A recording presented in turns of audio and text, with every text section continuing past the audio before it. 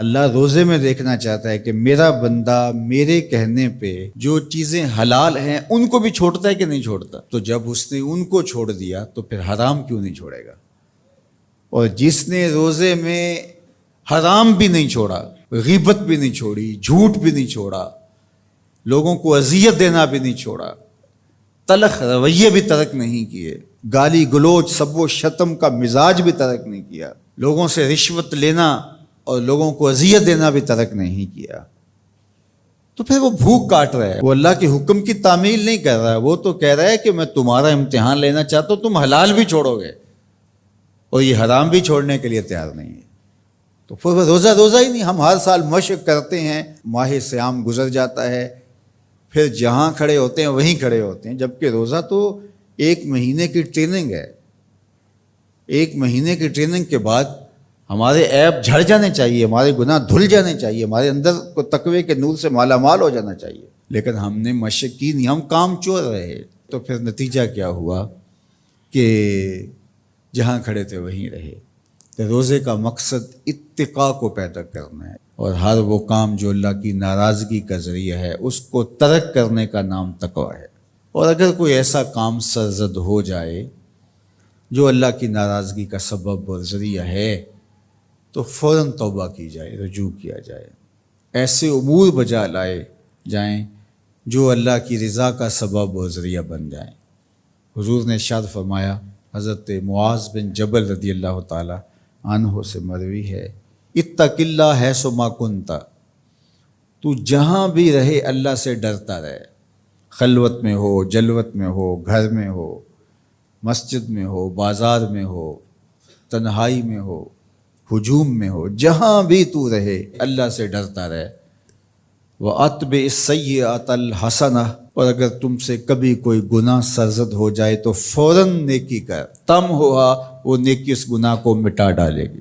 وَخَالِقِ النَّاسِ بِخُلُقٍ حَسَنٍ، اور لوگوں کے ساتھ اچھے اخلاق کے ساتھ پیش آنا. تو نیکی کرنے کے بعد، تقوی اختیار کرنے کے بعد، تیسری بات حضور نے جو ارشاد فرمائی، حضور سے بڑا حکیم کون ہو سکتا ہے؟ میرے ماں باپ حضور پہ قربان. یہ ہوتا ہے، تھوڑی نیکیاں کر کے لوگ پھول جاتے ہیں، تھوڑی سی پرہیزگاری اختیار کر لی تو سمجھے کہ ہمارے جیسا زمانے میں کوئی نہیں ہے. کوئی کارنامہ سر انجام دے دیا، کوئی کام ہو گیا تمہارے ہاتھ سے تو تم لوگوں کے ساتھ بدتمیزی کرنے لگ جاؤ، تو یہ تو ہمارا دین نہیں کہتا.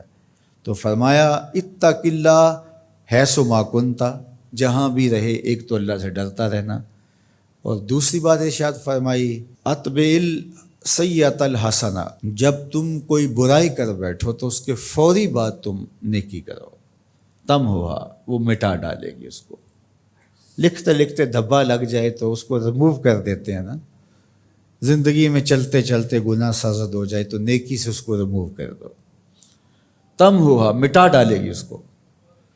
اور پھر تیسری بات فرمائی وَخَالِقِ النَّاسِ بِخُلُقٍ حَسَنٍ، لوگوں سے رویہ اچھا رکھنا، لوگوں کے ساتھ حسن سلوک سے پیش آنا، بدتمیزی کی زندگی نہ گزارنا.